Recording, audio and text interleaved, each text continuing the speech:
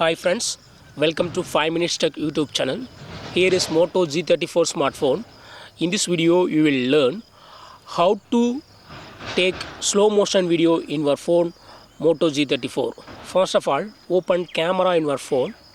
Then here you have to select the slow motion option and now shoot your video.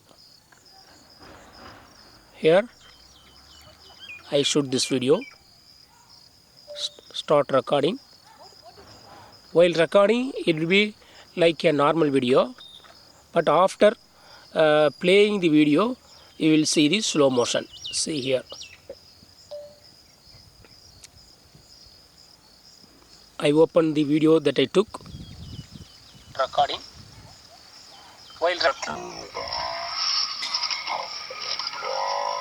see here,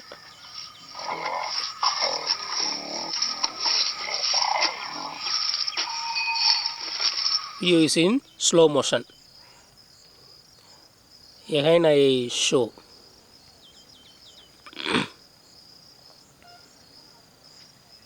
Again I play the video. Recording. While recording.